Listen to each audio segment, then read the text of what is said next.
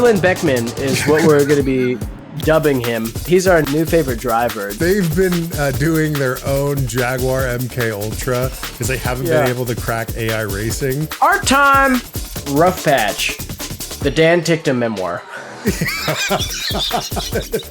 Now I have to do the Photoshop. Dan Tictum does not like you. I can already tell you. He has seen your clips.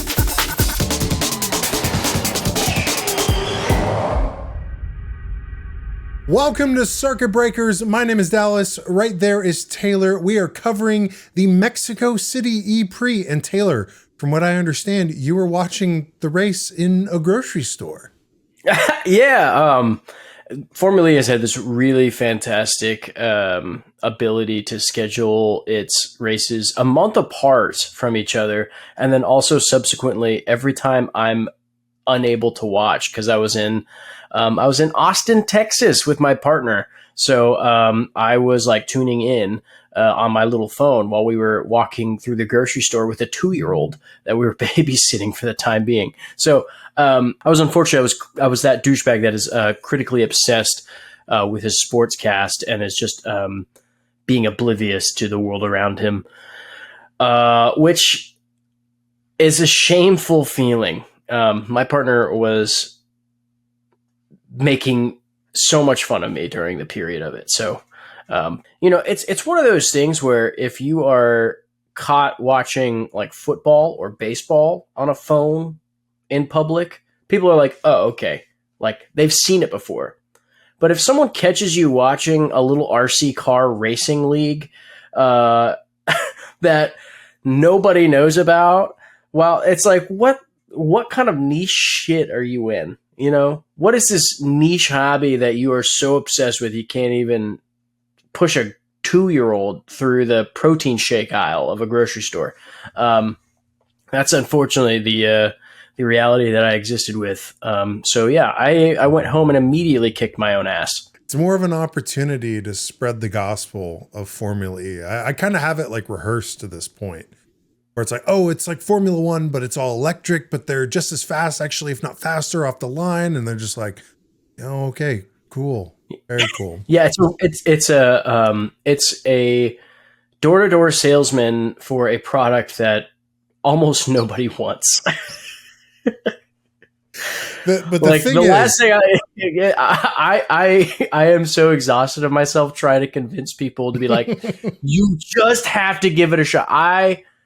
If they want to see it, they'll see it. And that's the love of this sport, is that it is truly growing and people have to find it on their own. I unfortunately don't have the courage to keep annoying the hell out of people in a grocery store.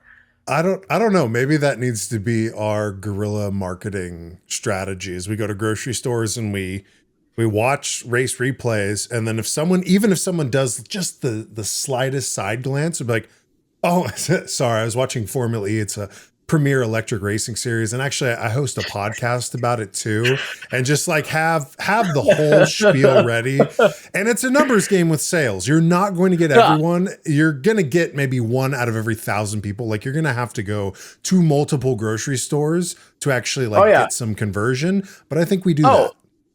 Oh, and Lord help us if we have the volume on full and a service animal walks through and hears the sound of those engines and they just start shrieking. Yeah, you're just walking around. It's Formula E, so they're electric race cars. You know the thing you most hate to do that you have to do 2 times a year? Go into the dentist's office, they drill into your teeth. Every time there's a race, that's what you hear. So if you have any sort of trauma that you're still reeling with of dental work, you just get to relive it. And it's one of the coolest things. Here's the thing. I've been to a race twice, actually technically 3 times. And the sound that it makes, even in person, it doesn't sound like the dentist. It's actually a lot of mechanical and software. They're just like, okay, yeah, you lost me. I don't care. Please. Like they have the pepper spray uncapped, like, I'm about to use this. Yeah, their hand. Yeah, I was in Texas, so there was like a hand on a weapon I could not see. Yeah. God. But let's get back to the business, right? I've enough self-deprecating of our beloved racing franchise. We had a real roller coaster of a race, Dallas. This is race number 2, and both races have been absolute theater. The narrative that is built into how these races start and finish has been so fantastic to watch. Well, yeah, and with this track historically, at least in the 2020s, being a Porsche track, half of me thought going into this race, like, oh, this is going to be predictable. Like watching Qually earlier on that morning, it's like, okay, Porsche 1-2, like, it's just going to be the same old, same old. But then once the race started going, right before actually, because I remembered Robin Frines's, wait.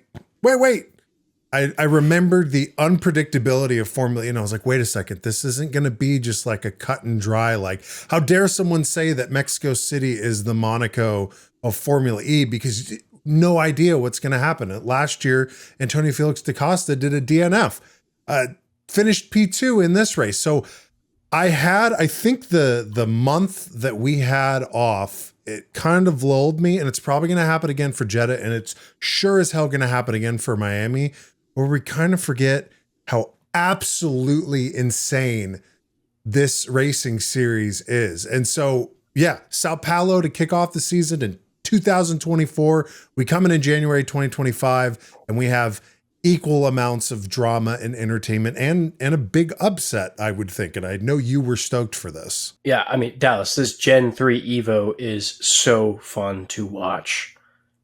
Truly so fun to watch.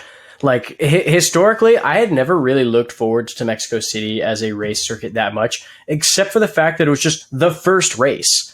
Like, I think that this track is wonderful. But for the past 2 years, especially with just the Gen 3, it didn't really lend itself to overtaking or a lot of really strong racecraft. I mean, the most exciting thing that came from Mexico was 2 years ago when Lucas de Grassi in his Mahindra managed to fight, like become his own border wall to prevent anyone from moving beyond him in the standings from the start of the race. I'd never seen a car so wide in my life, to a point where like you could see that it was just aggravating every other driver that they could not get past him.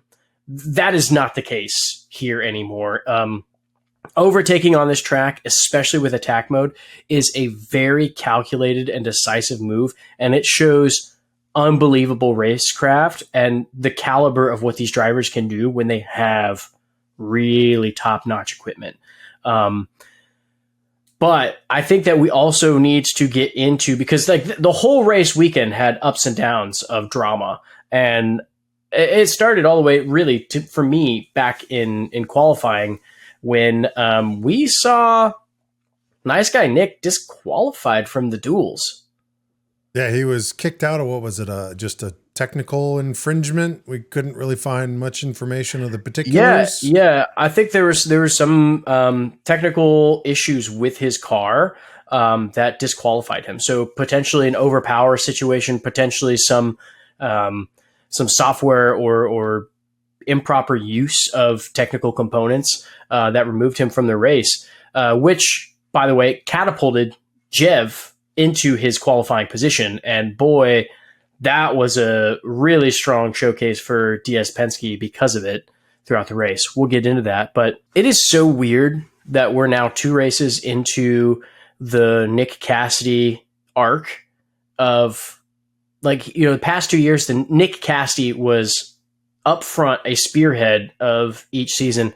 He has been completely anonymous in these last 2 races. Now, that being said, huge gaps between start and finish.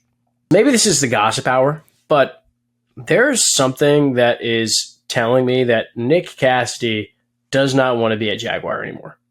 You should get like, you know how TMZ does the TMZ when they do videos, we'll just do gossip hour or circuit breakers. Yeah, or like Newsmax.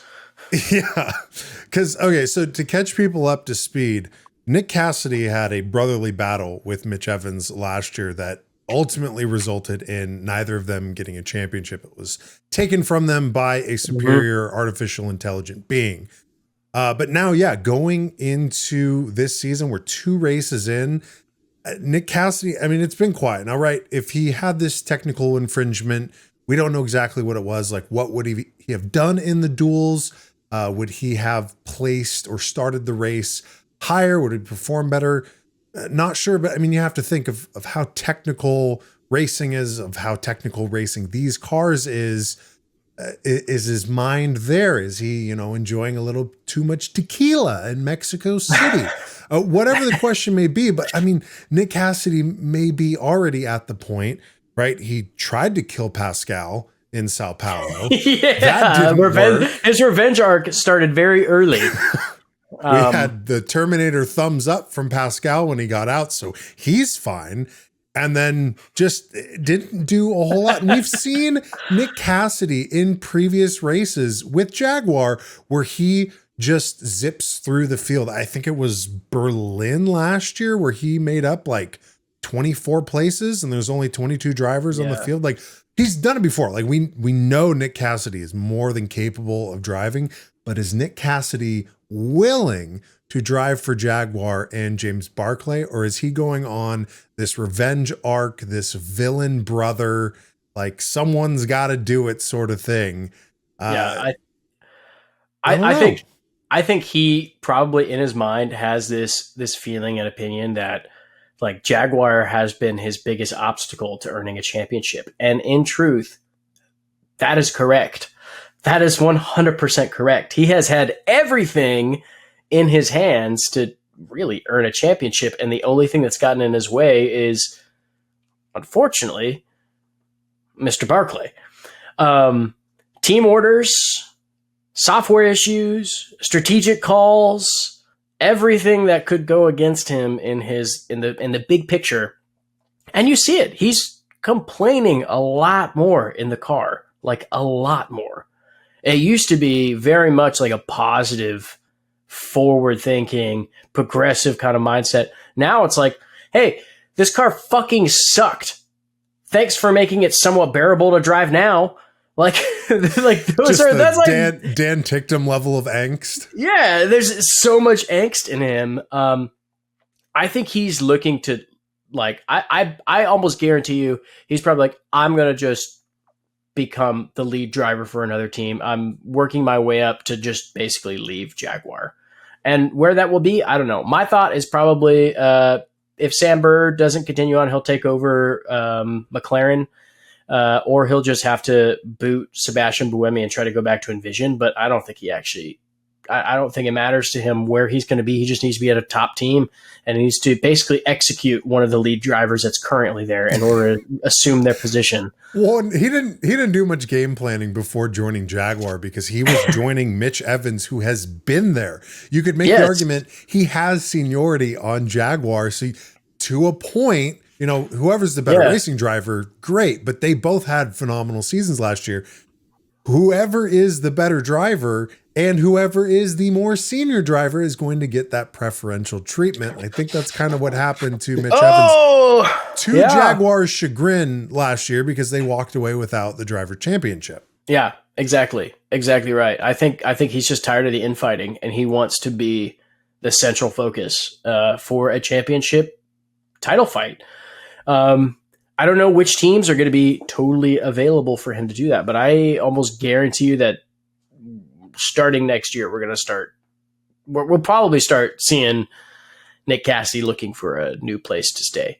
I don't know. That's just what's in my heart. I could be completely wrong, and he's just been somewhat anonymous. Again, 2 races, like 6 weeks apart. I like my tinfoil hat is on, and I'm running yarn as far as I can between 2 points. But I'm getting that sense because like Mitch Evans has historically had really weak starts to his racing series, like his racing seasons.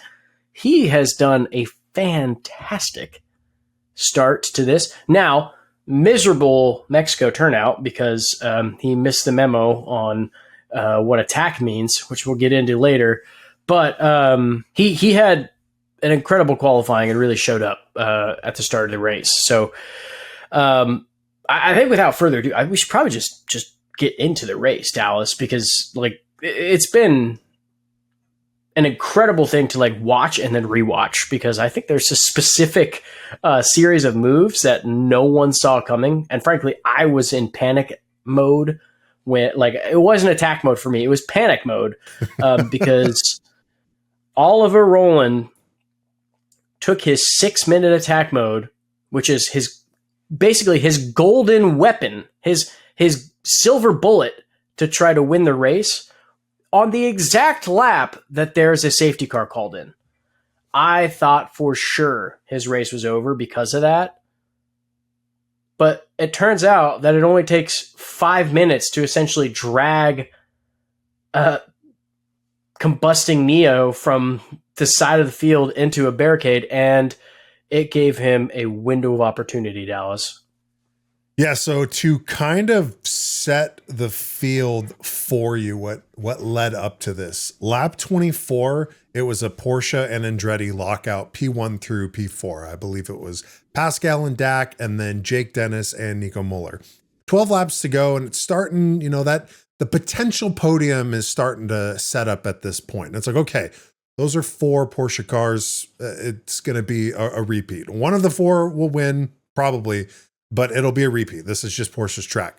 Then we have the first safety car where 6 minutes of attack mode just gets dwindled down. And props to the grounds crew and the stewards at this track, because they were mighty efficient. Rowland the race. They gave him the race. They said we gotta stir the pot, and they just pulled a bulldozer in to just scoop that thing off the track. So the end of lap 30, they call the safety car in. The beginning of lap 31, racing resumes, and what we have on screen is Oliver Rowland before DaCosta even crosses the line to start the lap. Rowland only has 1:20 left, and he goes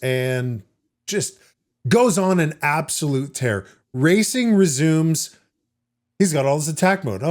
He's just going to overtake Dennis. P3's mine. Yeah. Thank you. This was also an incredible display of just how powerful attack mode is. Yeah. And like the strategy of saving your attack mode to the end of the race. So like what Rowland did here, and like why this was so important, is because Rowland managed to stay at the top of the pecking order without using a lot of attack mode. So he was able to defend his position for a long time and let the race come to him. It wasn't until that safety car happened that it really put a wrench in it. And frankly, the fact that like old Neo, the old ERT, showed its ugly head, and Kiro got scooped off the side. David Beckmann got scooped off the side. It really looked like it was going to be over for him. But he showed just exactly why late in the race, having any amount of attack mode is essential tool. He whipped his Daddy Rowland hog out and just threw it over the side as he drove past everyone so they could see what they were messing with.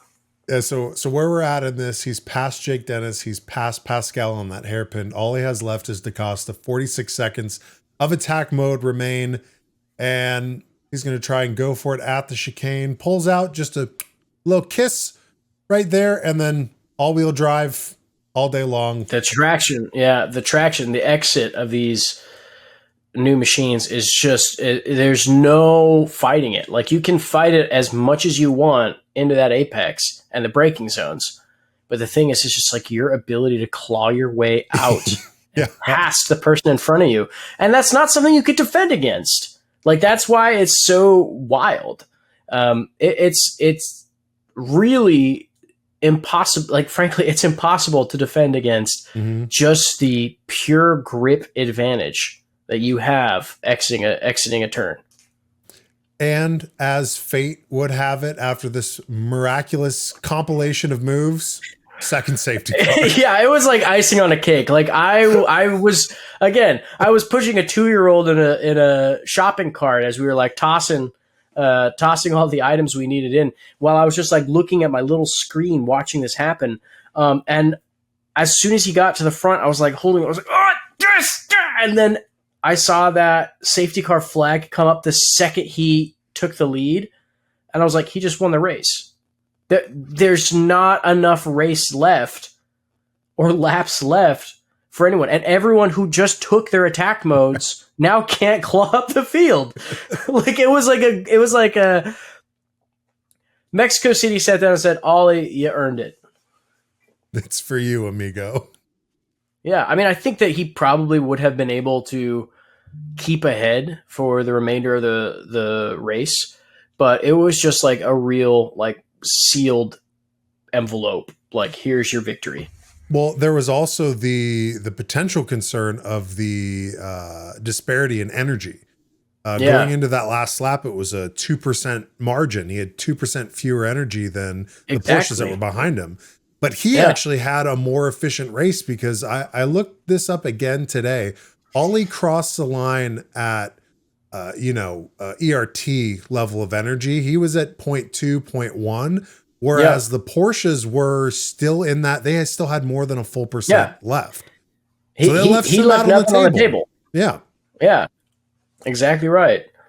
So yeah, I mean, frankly, it was such an incredible, like, showcase. And again, once again, Nissan is showing a really, really competitive package, Dallas. Like, strategically, like there's a beautiful combo that's happening here between the way Nissan is kind of running and operating this team with this powertrain that they have, and then also just Oliver Rowland. He is, I think, the only driver that I see out there right now who looks like he's having fun. And like, there is no amount of AI that Pascal can implement in order to, like, take that. Pascal can never have the fun that Oliver Rowland has out on track. Just clapping that car around the corners. So this may be some weird cross-star lover foreshadowing, because Oliver Rowland, like Nick Cassidy, had a team that he was not too stoked to be on, and now he is the face of Nissan. I mean, name Nissan's his teammate. You don't have to, but it's like, if you're listening, think about it. It's like, man. Oh wait, who is Rowland's team? Wait, who is it? It's like, sidekick Nato. There was some written content as to the debacle that was Norman Nato's race, and frankly, it came down to the qualifying. Just that, unfortunately, Nissan did not put Norman out there on track to give him a chance to push where he needed to. I'm sure Norman would have easily been in the duels in the same way that nice guy Nick was, and then wasn't, or even Jev. Like, I think that in the coming races, we're going to actually start seeing a little bit more out of Norman with the strength of this package. I think that there's more to be found going on with Nissan than what we saw as far as the 1-2 for this race. Well, and not to disparage Nato, but he has that more established role as the other guy. And he's still a great driver, but I think Oliver Rowland, right? We're 2 races in. It's a long season, but I mean, we forget sometimes, whether we like to admit it or not, we're part of the media, and we just kind of have to run with whatever story we have. And at this point, the story that I have is Oliver Rowland is going to be the driver's champion. However much help he gets from Nato is however much help he gets from Nato. But the solo individual accomplishment is gonna come from Oliver Rowland. I'm saying that in January. He's racing like a champion. Like, let us not forget. I know it was like 6 weeks ago. Let us not forget Sao Paulo. He had that race on a silver platter and had a penalty. Like, had a critical drive-through penalty more than anything else. So, I do not think that this is a coincidence that he is at the front of the pack racing like an absolute madman. He just has the tools right now. I'm so excited to see it because what a glow up. What a glow up for Oliver Rowland. Really, like you look at him and he's like tan now. Like he's all tanned up. He's in Mexico. What do you expect? No. I mean, just in general, he's got the teeth freshly whitened for every race day. He's tanned up. Like, you think he's doing the manifesting? He's like, he looks at himself in the mirror before every race, like, you are a champion. Would you fuck me? I'd fuck me. Goodbye horses in the background. He's got it tucked in his race suit, and he's waddling around. Yeah. Puts the lotion on its skin, or else it gets the hose again. Oh, wow. Well, now, one thing, as we move on, one thing that I was excited to see, I was a little concerned, but I was excited to see that I have not seen in Formula E before was a blue flag, black marker, pull off to the side and let the big boys finish. And that's kind of exactly what happened to Dan Tictum with Kiro. Yeah. Through no fault of his own. I still have high hopes for the Kiro Cupra powertrain. I'm hoping to see stuff as the season progresses, but what I saw in Mexico City for Dan Tictum was a spin out and a run for your life, do not get past, so help you God. Should we go for a save? What do you want to do? Think fast, guys, come on. Do you have any contact? Yeah, that's... Oh, well, yeah, I got hit into a spin, so yeah. So... He's basically like, yeah, I just got groped.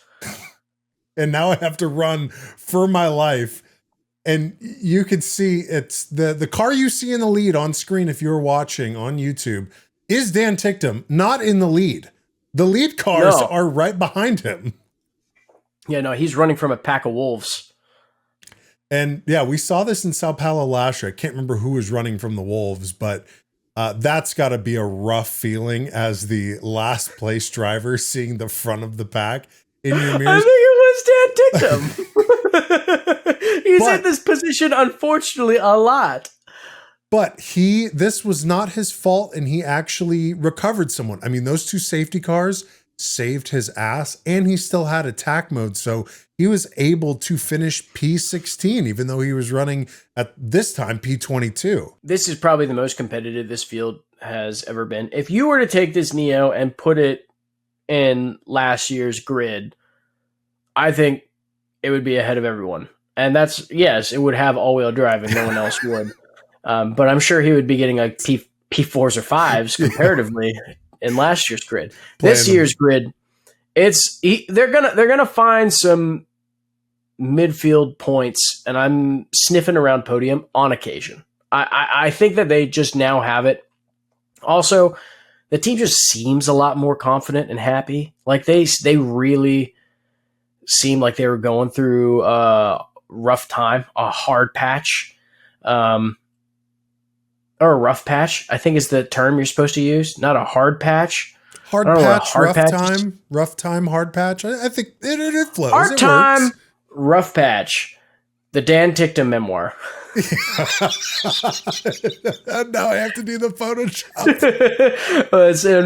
Let me do it. It's a hard patch, rough time. The Dan Tictum memoir. Now, racing for Neo, ERT, Kiro. Now, as good of the upside as it seems for Kiro Cupra News Radio, there are some things I'll hint at it because we'll get to it later, but there is still some Neoisms on that team. But let's move forward to a penalty that was given out maybe unjustly with Sam Bird and McLaren, 5-second time penalty for causing a collision, which I have the video here. But do you think that it's just? He's sitting here stacked up right with the Mahindras. No, Nick de Vries was going in for a bite, and unfortunately, at the same time, Eduardo Mortara didn't have the ticket to ride and got a puncture for it. That shit happens in racing all the time. If that were to be like distributed to some of the other racing incidents that happened during this race, I would be like, yeah, 100%. That's a penalty. This is like the one that I felt like was not a penalty. I felt like they just need to be like, oh yeah, we got to put a penalty out there eventually. And we don't know if there's going to be another accident in this race. Yeah, I guess it's because like it gave Eduardo Mortara a puncture. So the penalty system is not well structured here. But like even if you look at later legs of this race, maybe it's because they're like, oh, it doesn't matter because it's the rookies. But like Dallas, the butcher has a new apprentice, and it's Zane Bologna, or shall we call him Kid Cold Cut? The Kid Cold Cuts. Oh, yeah, he is learning from one of the best, one of the oldest, and one of the best on how to just really tear up a track. Yeah. Also, we need to quickly give a huge shout out to the Kiro social media person, because there is not a single post I do not look forward to. They are insane and so unhinged, and maybe the most fun racing team out there. Like, they are so self-aware while simultaneously like oblivious to their current situation. This is what happens when you inherit a team or teams that have just been racing in obscurity. There is a level of I do not give a fuck. Yeah. They had ins and outs for 2025. And this was one of the posts that they did. I don't know if they've been listening to the podcast, but toilet breaks mid-race are out. This canonizes us. Yeah, it's almost as if they've been listening. They're like, oh, they think we're going to just pause for our DNFs? Like, no. We're not. They listen to our show thinking that this is somehow the lexicon of pop culture Formula E. And they're like, oh, they think everyone shits. Well, let's get those out. None of that. Yeah. So the diarrhea DNF got a shout out from the Kiro race team. They confirmed no more toilet breaks mid race. You go in your shorts. I also want to bring this up because this is one of the most exciting things for us as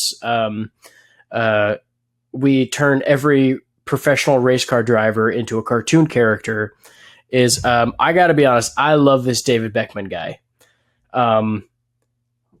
Every time he talks, I laugh a little. Like, he has the like I'm fresh out of a Berlin nightclub cadence, like the kind of like little sassy and very subdued.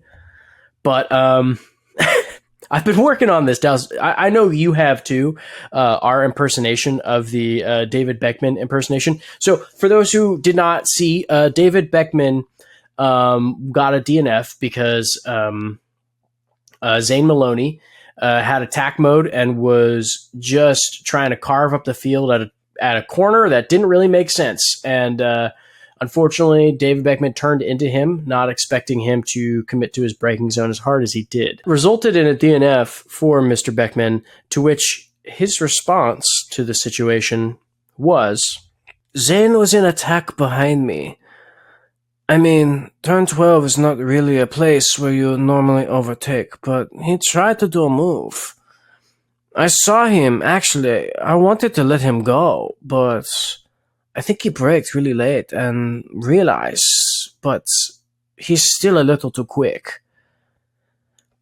Actually, I went to switch back on him, but he slowed down so much that I touched his rear. So it was very unfortunate. Yes. That is exactly what he sounds like. Me and my friends usually listen to house music at a slower BPM, but Zane Bologna was like, going so fast in that turn. Yes, well, I drive to the races. I call my car Club Beckmann because I always spin the best beats. Well, and we do get some self-reflection Yeah, he's After such his crash. the little seat. The shame of the little seat race side. If anything, I think he requested it. It might be in his like rider of like, if I am ever in an accident, you take out my little chair and I will sit in it until I can go back to the pits.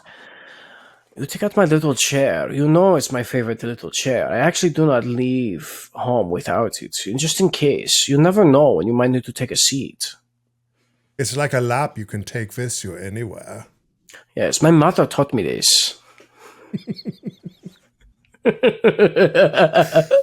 love it. We have a Berlin Beckmann is what we're going to be dubbing him. He's our new favorite driver. Just like every time you hear team radio with him, it is just like the sassiest, most deadpan shit you'll ever hear. It's so cute. But also, I just want to give big props to Zane from taking a couple of cues out of his resident teammate.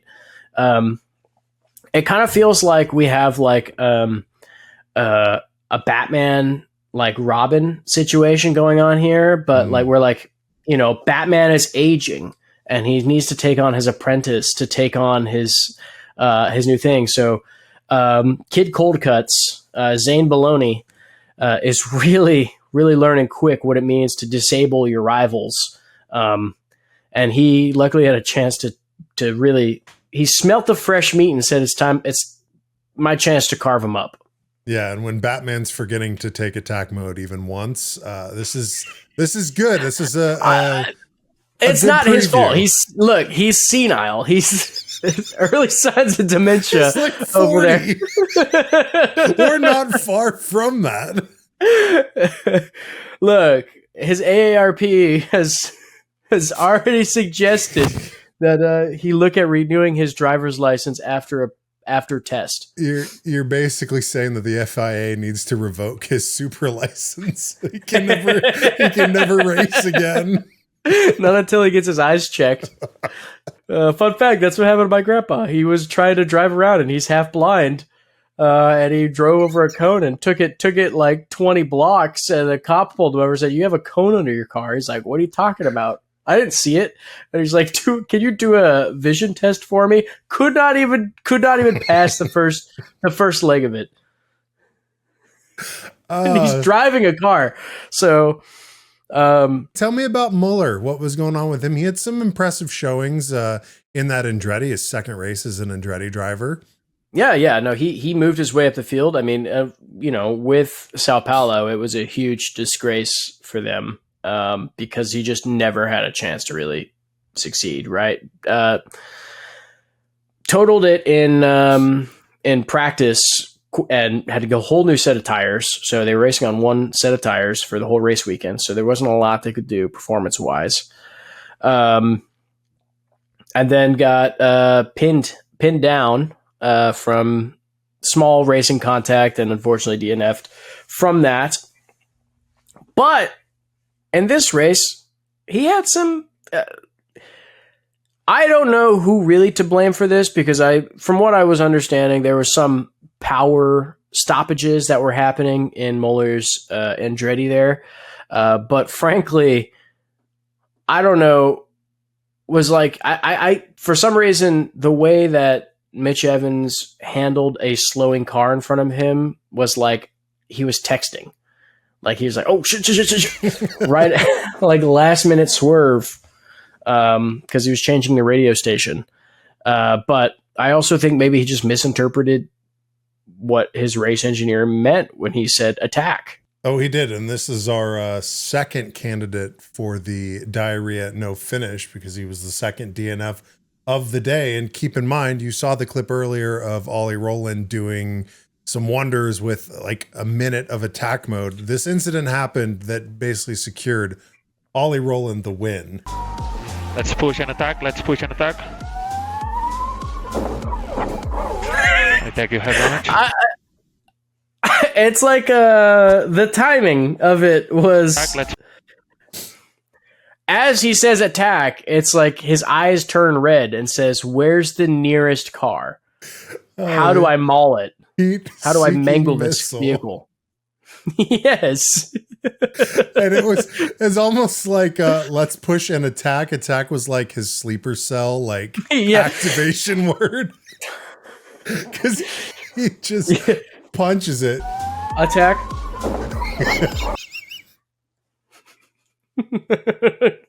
Just on impact snaps out of it like, where am I? Yeah. How did I get here? And then the engineer going, So like, did you I think do you you have have damage? damage.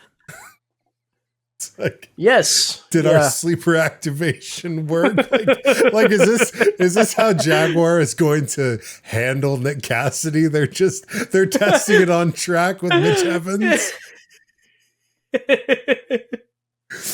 Oh, but they're gonna have him they've been doing their own Jaguar MK Ultra because they haven't been able to crack AI racing. So now they're brainwashing. Yeah, they're brainwashing. They're psychologically limiting their drivers, giving them the code word before the race to just have them as elite warriors on track. That's an interesting move, Barclay. They wake up after the race and they're wondering what happened, only to realize that they did not score points. Really, actually, very sad display from Jaguar. I think Mitch Evans, showed some good signs of being a potential front runner for the championship, and then I don't know, just felt the need, like. His intrusive thought came in and decided to just see how strong these new front wings are. Test it. You want to test it. This was a little like research and development for Jaguar. They said we're going to take this back home, figure out what risks we can take in the future. I don't know. I think the internal problems at Jaguar go beyond whatever the concerns are out on track in the championship. They got a new font, a new logo, and having a bit of an identity crisis. A big identity crisis has showed up. They stopped making cars, which is an interesting requirement to be an automotive manufacturer. But who knows what's going to happen next? Gosh, yeah. Where do we go from here? I mean, diarrhea DNF of the week, I think, is pretty clear. We saw him squatting on the side of the track.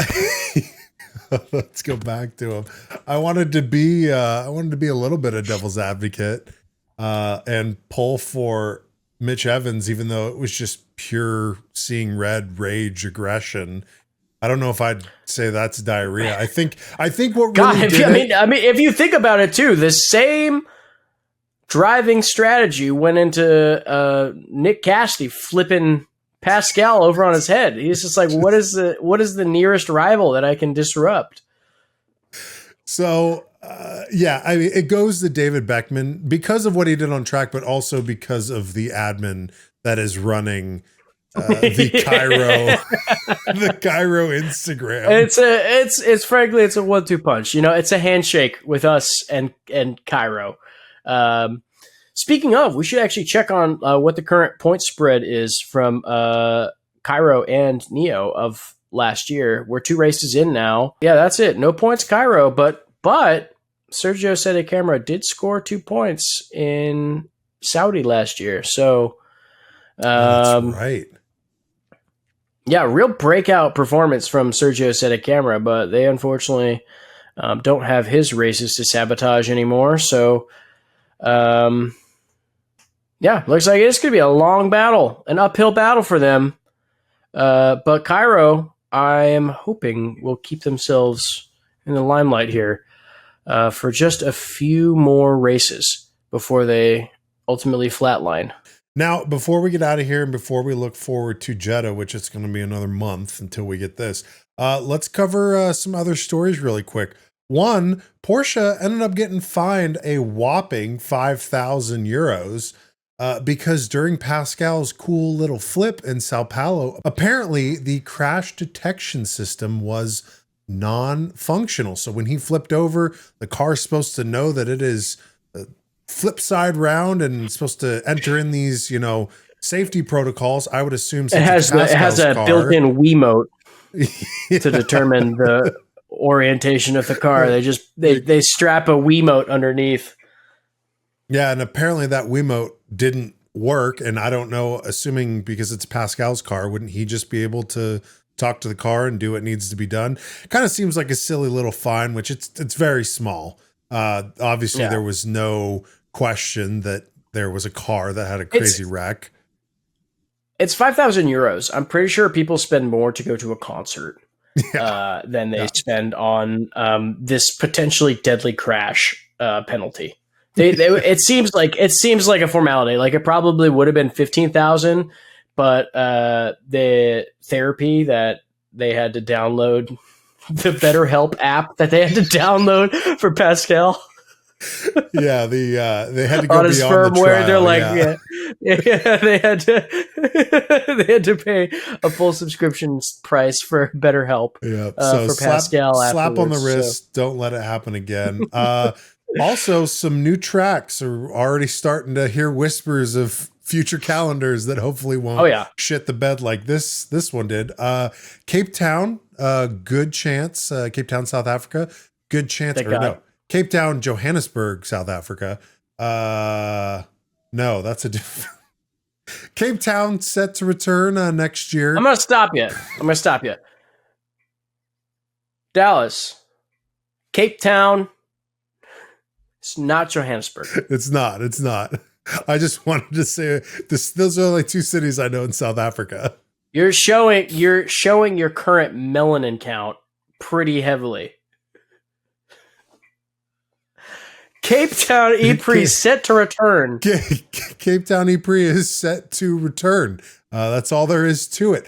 Toronto also. Apparently, down in Mexico City, there were some city council members, a part of the city of Toronto that was kind of scoping things out, seeing. You don't say, eh? This could be a pretty cool thing for the French Canadians, eh? Well, less French Canadian, more Midwest Canadian. I love Toronto. That's a hell of a city. I'd be there in a heartbeat. As far as Canadians go. Well, speaking of Toronto is a real city. Well, correct me if I'm wrong, but speaking of Toronto, isn't that right next to Montreal? And they're pretty French there, aren't they? No, it's not next to Montreal. Actually, it's about a hour-long flight away. Oh, okay. Well, then I will be using my month's break. It's across the lake from Michigan. Well, and it's right there by Buffalo too, with Niagara Falls, right close there. That's exactly right. I think so. I am no, what do you call it, a geographicologist, but something tells me that there's probably a place or two for us to shack up in order to catch that race, huh? Yeah. Come, what is it, 2027 maybe? Yeah, a couple years, eh? Well, I'm no geography eyes-er person neither, but I'll be studying maps until the next race. Now, last potential track, I don't know how to do a Chilean accent, but O'Higgins Park in Santiago, Chile, there's also whispers of that. So even as messed up as the calendar is this season, there's always just some fun little talkings of like where could more Formula E races be. Cape Town, fantastic track. That'd be great to return to. Toronto, from what I understand, Taylor, you could probably speak on this a little bit more. IndyCar, part of the IndyCar calendar, or has been in the past. Yeah, Toronto. It is a Canadian Midwest city. It's great. It's actually one of the most diverse places. Some of the best food in the continent, if you ask me. Like best places to sit down and dine. No, I love Toronto. I think it's a perfect venue for North America to really just have another good bread and butter street circuit. Yeah, and then Santiago, Chile has been the place of Formula E races in the past. Not too familiar on the tracks. Okay, moving from new tracks. Nissan merging with Honda potentially could muddy the waters for the cherry blossoms in Formula E, or no? Yeah. Well, so for those of you who haven't been paying attention, Nissan doesn't really make very good cars. And you probably don't see a lot of Nissans on the road anymore because they don't really make very good cars. And unfortunately, when companies don't make really great cars and sell a lot of cars, they typically aren't doing super well. So it's no strange fact that Nissan has been struggling over the past 10 years to find a real market for themselves. Being an early adopter and innovator in EV technology has sold them probably more capital than most things, but they have virtually no hybrids in their fleet. They have the Nissan Leaf and the Nissan Ariya, which are fantastic and doing fairly well, but the rest of their lineup is just not cutting the mustard, and they are on the verge of bankruptcy. They've been on the verge of bankruptcy for a little while now. And of all things, Honda has seen them treading water and has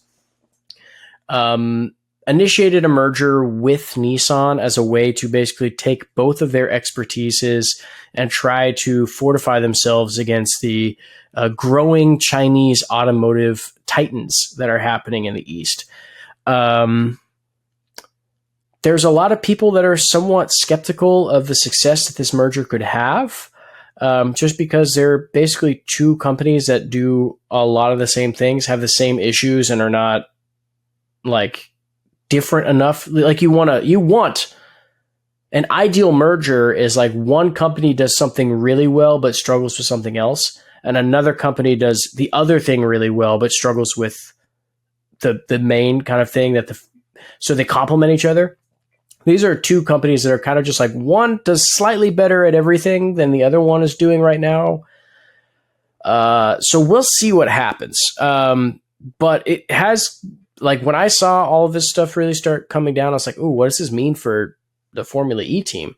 Currently, nothing. They're not going to get rebadged or anything like that, anything crazy. The merger's not happening for a while, but it is, I think, just a something to keep an eye on, because like Nissan to me is one of the most historic, like, legacy badass brands from Japan. Like early 90s all the way to the early 2000s, like Nissan had the lineup of amazing sports cars and innovating, right? So none of us want to see that go away, and so I'm glad that there is a merger that happens. How they're going to utilize each other to succeed and continue on in the future is important. But last thing we want is for Nissan to go in the way of Pontiac by, larger acquisitions and then cutting off brands and slack. So we will see what happens. But currently as well, something to also note here is that Nissan is right now owned by Renault. So their powertrains, even the team, is the former Renault Formula E team, the EDAMS team. So with that dissection happening, we don't know what kind of changes realistically will happen. Their current power unit that they're running is technically made by Renault, not by Nissan.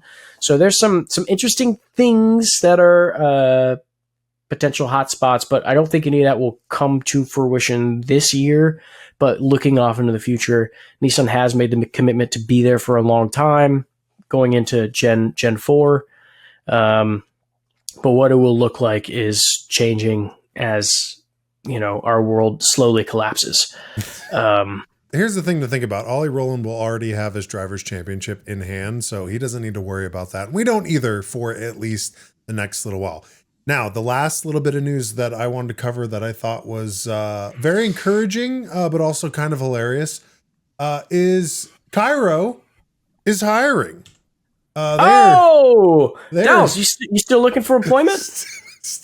So Yeah, I saw that Kiro had announced, just some little small here and there positions like, race engineer, head of Dallas, performance, technical director, commercial account manager. So, Dallas, you could be David Beckmann's race engineer. You're the only person who he'll understand.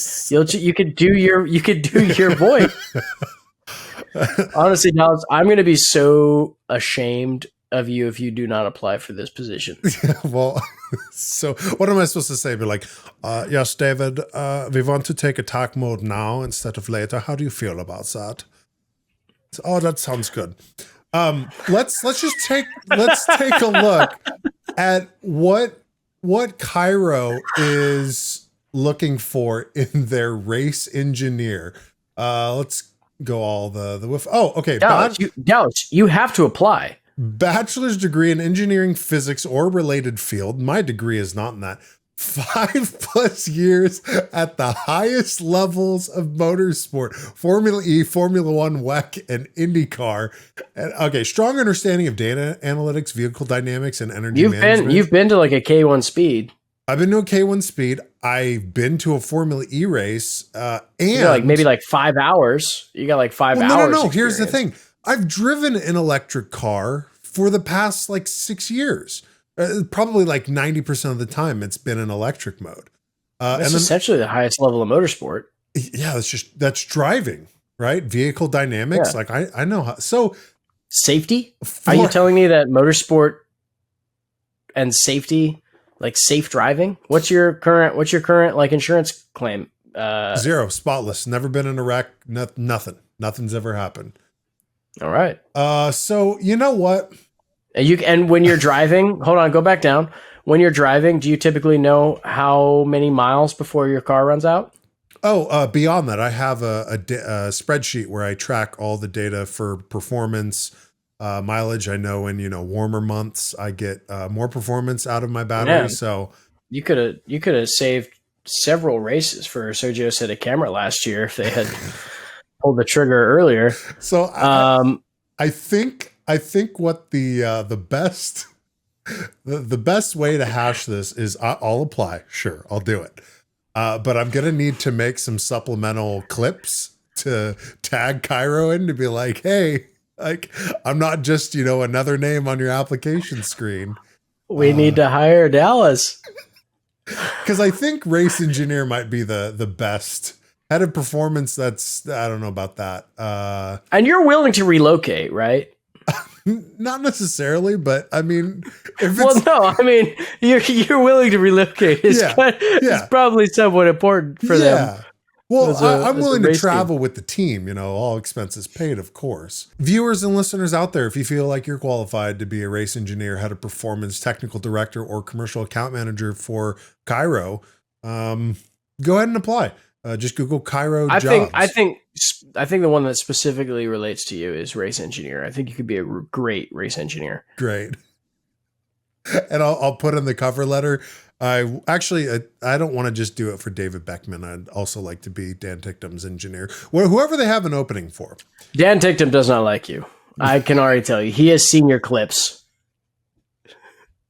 I also clean slate. Clean slate. We have only positives, loving jokes with Beckmann at this point.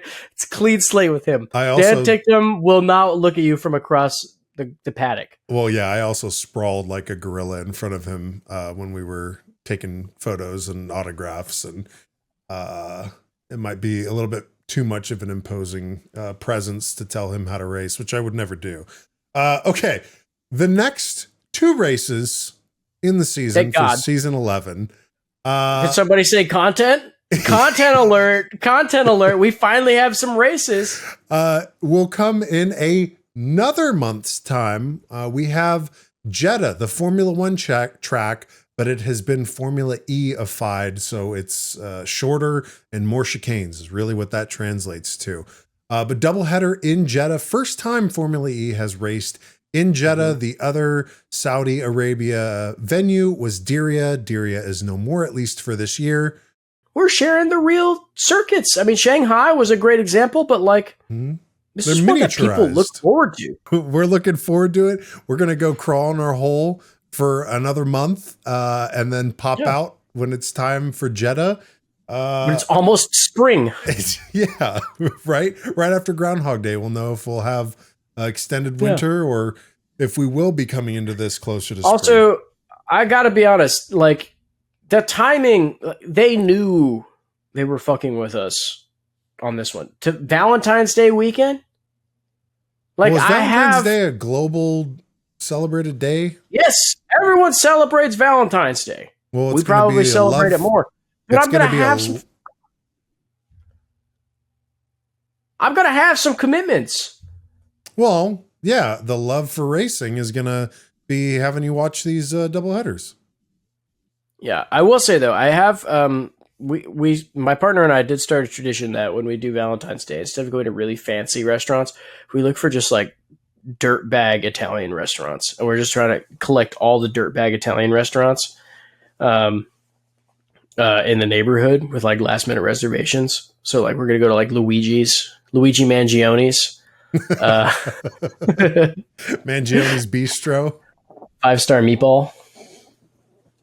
Well, they got to have a TV. This is also race time is going to be in Saudi Arabia. It's going to be at like 2 a.m. midnight. Yeah. So super sexy. I love having a nice, beautiful dinner, a romantic evening with maybe some follow up, and then telling her to shut up. I got to watch a race. Well, okay, now roll over in my bed and watch cars zip around. That's at 9 o'clock. 9 o'clock at night. No, 9 in the morning. Hey, I can do that. Like the following day for us. No. Valentine's Day morning. Hold the intimacy, or if you're like a Valentine's Day morning intimate kind of couple, just turn on the race as background. It'll help with your pacing. I'll pitch it to her. Yeah. Lights out and away we okay.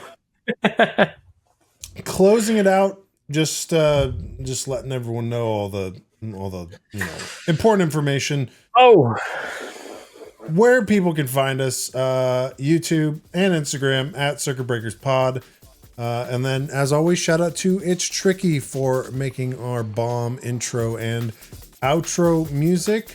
Taylor, I will see you in another month after Jeddah. Yeah, I'll see you then. Bye everyone. Bye.